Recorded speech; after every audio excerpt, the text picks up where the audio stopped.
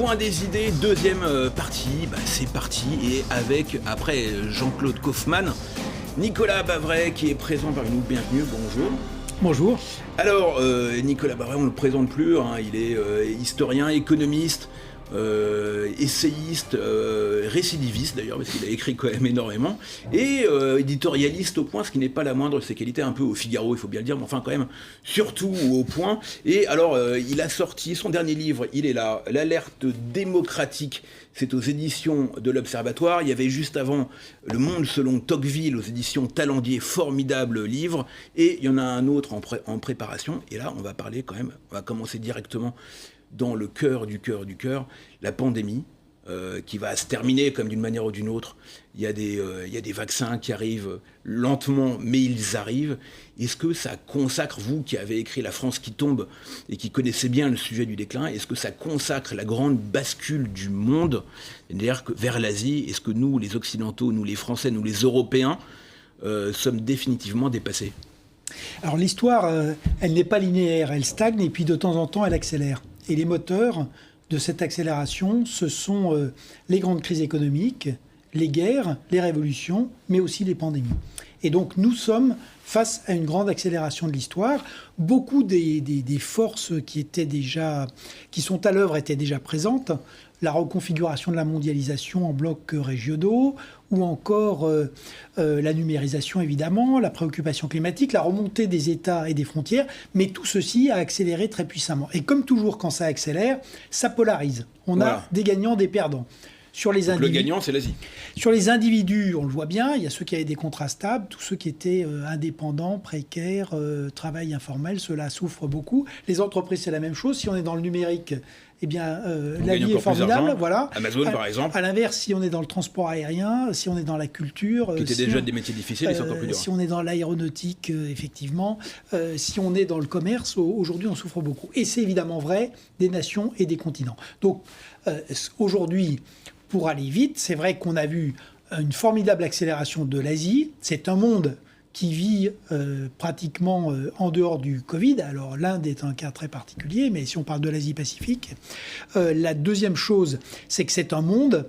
la Chine fait partie des rares pays qui ont été en croissance en 2020, 2,3%, et la Chine va connaître une croissance de 9% en 2021. Donc d'abord, grand gagnant, l'Asie et la Chine.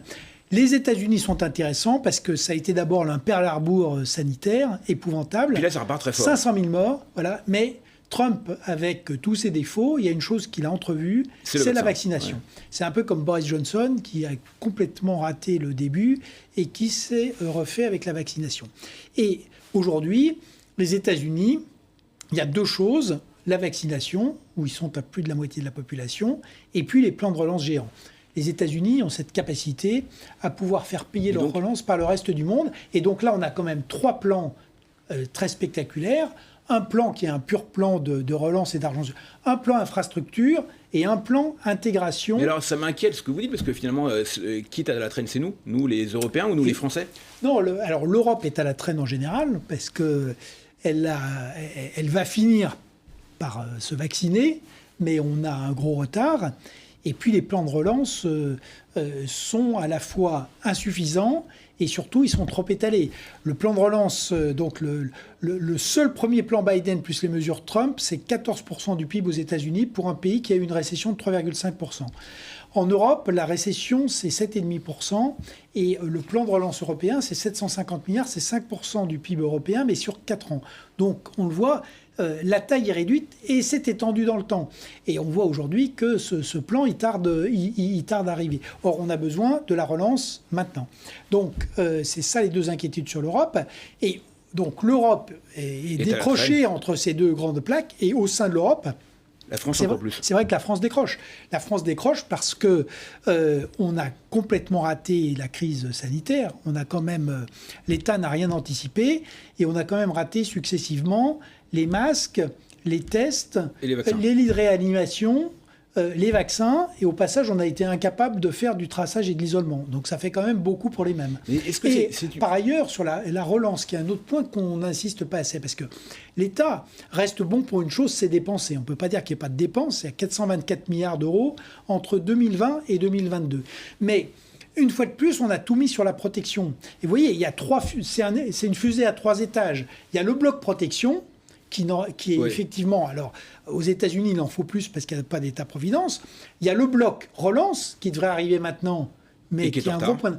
Et puis, il y a le bloc mesures structurelles pour mettre l'économie aux normes de 2030. Et là, on a des idées, mais si vous voulez, le 3e étage de la fusée, il ne risque pas de partir si le 2e retombe. Et pour l'instant, notre vrai problème, c'est le problème de la relance, d'où, comme vous le voyez, des idées de faire un autre plan de relance. La question un peu dérangeante, c'est est-ce que c'est un problème de l'État, est-ce que c'est un problème de gouvernement, ou est-ce que c'est pas les Français? Jean-Claude Kaufmann, qui était à votre place il y a quelques instants, disait qu'il y a un ramollissement, une espèce de plaisir dans le repli du monde. Est-ce que la France est devenue Houellebecquienne? Vous savez, Houellebecq, il disait que l'avenir de la France était de cultiver, faire des confitures de griottes et d'accueillir des touristes venant du monde entier, mais de renoncer à la puissance. Est-ce que vous pensez que l'Occident, en tout cas la France, a renoncé à cette puissance et que finalement elle est dans le relâchement, dans le renoncement? Alors il y a une forme de renoncement parce que, comment dire, le problème de la France, tous les pays développés, les démocraties souffrent, mais nous, ça fait 4 décennies qu'on plonge et que chaque fois qu'il se passe quelque chose, on descend une marche. Et maintenant, c'est vrai que ça devient critique avec 120% du PIB de dette publique. Si on n'a plus ni croissance, ni productivité, ni emploi, ça va très mal se terminer. Là où je ne crois pas que ce soit les Français, je crois qu'il y a un vrai problème de classe politique, c'est que si vous regardez bien pendant cette pandémie, la performance collective n'est pas brillante, mais ce qui a tenu, c'est les Français. On a un système de soins. Regardez l'hôpital. Oui. L'hôpital, on n'a pas de lit de réanimation. L'État n'a toujours pas créé. En 14 mois, l'État n'a pas su créer un lit de réanimation. Oui. Mais les médecins, eux, ils ont multiplié la capacité de réanimation par 3. Une fois qu'on leur a dit de se débrouiller, ils ont pris des lits de médecine. C'est pas de la réanimation très, très sophistiquée non plus. Mais ils sont arrivés à tripler la capacité. Si vous regardez la manière dont un certain nombre de commerçants ont essayé de survivre... d'inventer, c'est pas si mal. Et quand vous regardez, parce que c'est quand même une crise qui est entièrement fabriquée par l'État, cette fois-ci, c'est pas les dysfonctionnements du capitalisme. Pourquoi est-ce que l'économie tombe? Parce que l'État a fermé. Chaque fois qu'on a rouvert, ça repart assez vite. Et vous dites que la classe politique vit dans le passé. Vous avez parlé dans l'étude du Point de commémonation. Qu'est-ce que ça veut dire, ça, la commémonation? C'est une classe politique, on l'a quand même vu, qui mélange en plus la commémoration et la repentance maintenant. Mais on n'arrête pas de commémorer, alors soit des succès. Maintenant, en plus, on aime bien commémorer nos échecs. Alors ça, c'est quand même un masochisme assez invraisemblable. Mais on ne vit pas dans le présent. Je vous donnerai un exemple. L'Algérie, on continue mécaniquement, chaque président qui arrive, on a un nouveau rapport, on nous explique que la guerre d'Algérie est un tabou. Il y a des pièces entières de livres qui ont été écrits sur la guerre d'Algérie. Le problème, il y en a une autre depuis, d'ailleurs, tout le monde a oublié, dans les années 90, une guerre civile qui a fait plus de morts. Au lieu de se préoccuper des vrais problèmes qui sont qu'est-ce qu'on fait avec l'Algérie aujourd'hui, qui est un pays en grande difficulté, qui peut exploser, qui est un pays clé pour toute l'Afrique du Nord. Comment est-ce qu'on construit une relation avec la société algérienne derrière une junte qui est à bout de souffle? C'est ça les vraies questions. Au lieu d'aller nous expliquer qu'on va faire le Xème rapport sur la mémoire de la guerre d'Algérie, c'est pas le thème. Donc que les historiens s'intéressent à la guerre d'Algérie, évidemment, c'est leur métier. Qu'il y ait des historiens des deux côtés de la Méditerranée qui travaillent, qui puissent se rencontrer, confronter les points de vue, c'est parfait. Mais les dirigeants français, ils ont à s'occuper de la France et de l'Algérie d'aujourd'hui et à construire un avenir pour les deux. Macron a dit par le passé que la colonisation en Algérie était un crime contre l'humanité, c'est une bêtise. C'est une énorme bêtise. De même qu'il avait dit un peu dans le même voyage qu'il n'y avait pas de culture française. De même qu'il est allé expliquer à la télévision américaine qu'il fallait déconstruire l'histoire de France. Très franchement, en matière de déconstruction, je pense que on a tout ce qu'il faut en France, si vous voulez. On a déconstruit notre industrie, on a déconstruit notre État, on a déconstruit l'éducation, on a déconstruit la santé, on a déconstruit la sécurité. Donc, à mon avis, j'aimerais bien qu'on pense un peu à la reconstruction dans ce pays. Et vous pensez que c'est possible? Vous pensez vraiment qu'on peut conjurer cette malédiction du déclin ? Oui, parce que, pour deux raisons en fait. D'abord parce que quand on regarde notre histoire, c'est vrai que c'est la fameuse phrase du général de Gaulle, la France ne fait des réformes qu'à l'occasion des révolutions. En fait, le profil de ce pays, il est extrêmement heurté. C'est le pays des hauts vertigineux et des bas apocalyptiques. Et donc malheureusement, on est dans un cycle de 4 décennies de bas. Mais regardez 1945. 45, la France est détruite matériellement, démographiquement, moralement. La production en 45, c'est la moitié de 39. Celle de 39 est inférieure à celle de 29. En 45, la plupart des gens pensent qu'il faut au moins 10 ans pour retrouver le niveau de 39. C'est fait en 48, en 3 ans. Donc, quand ça redémarre, ça peut redémarrer extrêmement vite. Mais ça redémarre pourquoi ? Parce qu'il y a les réformes de structure, il y a le plan Marshall, et il y a des Français qui se remettent au travail. Ils travaillent 56 heures par semaine. On laisse la loi des 40 heures, c'est bien... on ne touche pas le symbole, mais on se met au boulot. Et donc, si vous voulez, on a la capacité à rebondir. Et par ailleurs, nous ne sommes pas les seuls à qui ça arrive. Le Royaume-Uni a été extraordinaire pendant la Seconde Guerre mondiale. Il a sauvé l'honneur de la démocratie et sauvé la liberté, contribué puissamment à sauver la liberté en Europe et dans le monde. Ensuite, ils sont passés par 3 décennies de descente aux enfers, oui, jusqu'à Madame Thatcher. Et ils se sont, alors que normalement, eux font des réformes au fur et à mesure, d'une certaine manière. Thatcher, c'est un Thatcher français, c'est pas évident. C'est une modernisation à la française. Regardez les États-Unis des années 70, il y a la défaite du Vietnam, il y a le Watergate, il y a une économie qui plonge, le chômage, l'inflation, et puis ensuite, ils retrouvent... Regardez l'Allemagne de l'Allemagne de la réunification, l'Allemagne des années 90. Ouais. Elle s'interroge sur son déclin, et puis ensuite, Schröder retrouve un modèle économique, ils font des réformes aussi, des réformes politiques. Donc, quand on s'y met, ça peut aller vite. Mais pour aller vite, il y a plusieurs conditions quand même. Premièrement, il faut arrêter de mentir. Donc il faut appeler les choses par le nom et appeler le déclin par son nom. Deuxièmement, il faut débattre. Et débattre des vraies questions, pas du menu des cantines scolaires. Et troisièmement, il faut ensuite avoir un truc tout simple, un leader, une stratégie, un projet, une validation par les électeurs, et on y va. Et c'est ça, vous voyez, c'est là où 22... Cette élection présidentielle, c'est quand même la dernière chance à ne pas rater. Parce que si on continue à filer, on termine très vite comme l'Italie en 2011. C'est-à-dire qu'on va avoir une dette qui va être à 140-150% du PIB très vite, une croissance qui stagne, le chômage qui reste à 10%. Et ça, si vous voulez, c'est l'implosion garantie. Alors justement, à propos de l'implosion, l'un de vos grands sujets, c'est la démocratie, les libertés. Dont vous parlez beaucoup dans ce livre, l'alerte démocratique. Alors vous nous racontez pourquoi les démocraties se redécouvrent mortelles. Vous parlez du populisme, des démocratures, et puis du populisme qui, d'après vous, est plus menaçant que les démocratures. Démocrature, c'est la Turquie et la Russie, par exemple. Le populisme, pour vous, c'est substituer le démos, ou le peuple, librement constitué, au laos, la plèbe inorganisée. Et vous décrivez ce phénomène. Est-ce qu'après cette année de pandémie, le populisme vous paraît avoir le vent en poupe ou plutôt s'essouffler ? On voit en Italie, par exemple, que...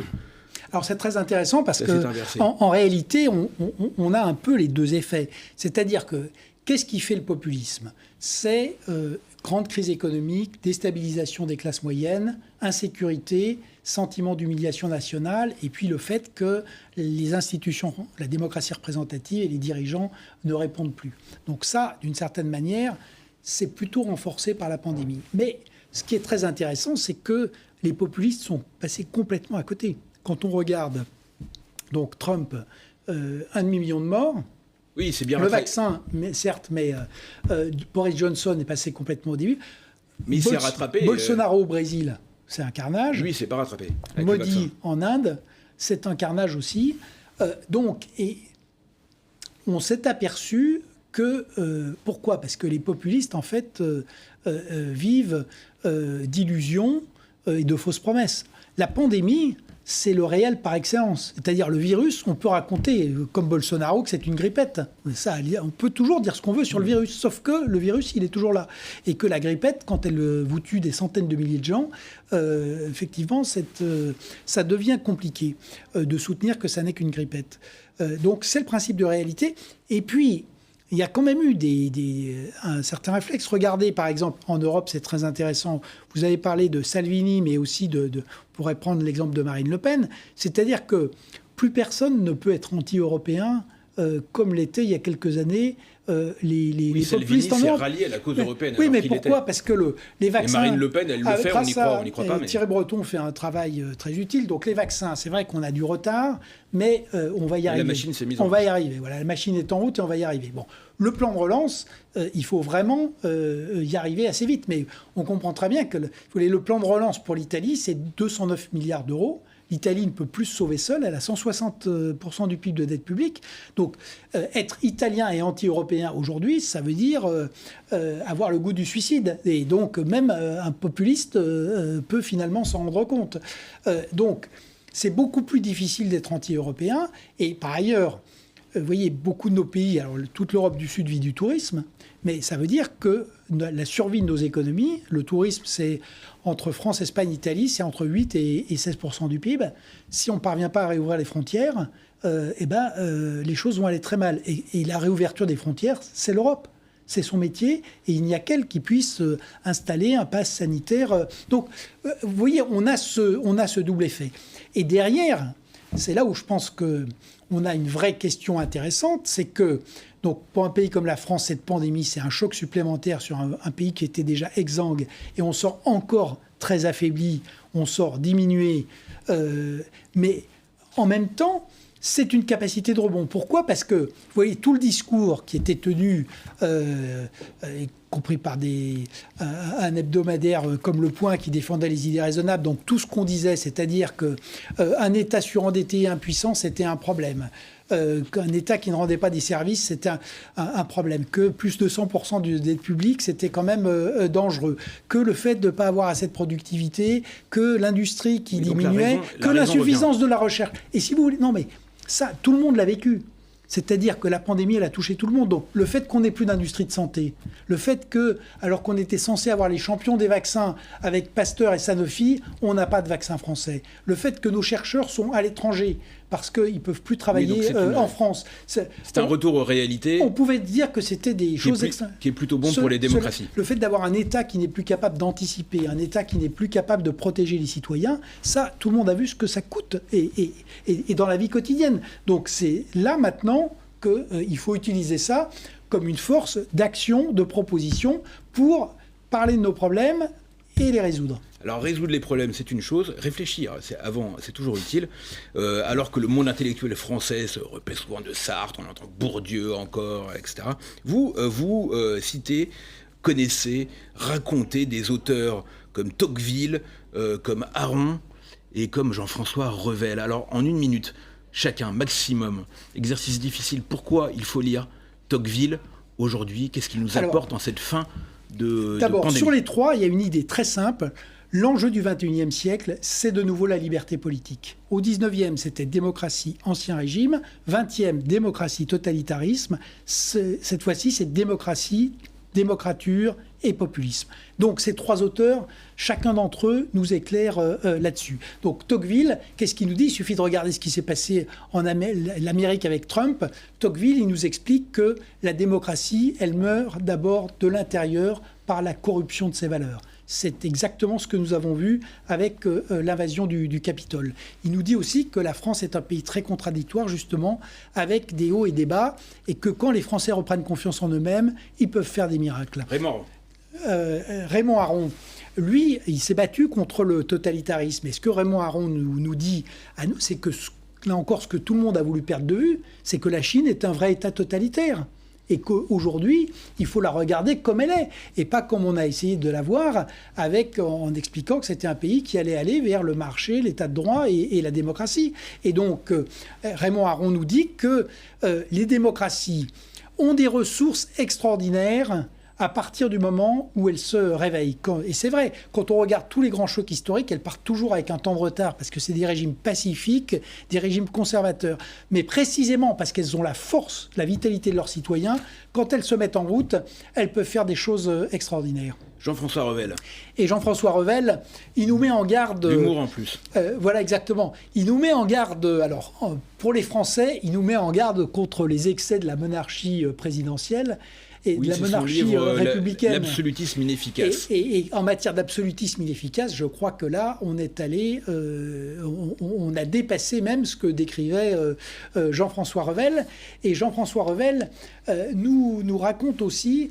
j'allais dire, les pièges de l'idéologie et la manière de la désarmer. Et c'est vrai qu'aujourd'hui, en fait, après cette espèce de moment post-Union soviétique où on a cru qu'on était dans un monde où la démocratie, l'économie de marché avaient gagné, en fait, nous revenons dans le monde de ces grands penseurs libéraux, parce que c'est des grands penseurs politiques, des grands penseurs de la liberté, et ils nous rappellent que c'est pas l'économie qui mène le monde, c'est la politique, et derrière la politique, il y a des idées. Et que finalement... leur message commun, c'est que derrière, si vous voulez, ultimement, les derniers garants de la démocratie, quand ça va mal, ce sont les citoyens. Et que les citoyens peuvent sauver la démocratie tant qu'il restera des citoyens qui croient en la liberté. C'est possible. Et leur message, si vous voulez, ce qui est étonnant, c'est qu'en France, malheureusement, il n'y a plus grand monde pour le porter, mais à Hong Kong, à Taïwan, à Caracas, à Alger, à Khartoum, il y a plein d'endroits dans le monde, à Moscou, avec Navalny, en Turquie même, il y a beaucoup d'endroits où vous avez des hommes qui sont aujourd'hui les vrais héritiers de Tocqueville, d'Aron et de Revel. Merci beaucoup, Nicolas Cohen, pour cette hymne à la liberté. Tout le monde ne le fait pas en ce moment, dans cette période où l'autoritarisme est en vogue. Je rappelle, l'alerte démocratique, c'est aux éditions de l'Observatoire, et Le Monde selon Tocqueville aux éditions Talendier, c'est formidable. Merci infiniment, et on se retrouve la semaine prochaine dans Le Point Décidé pour de nouvelles aventures et de la liberté.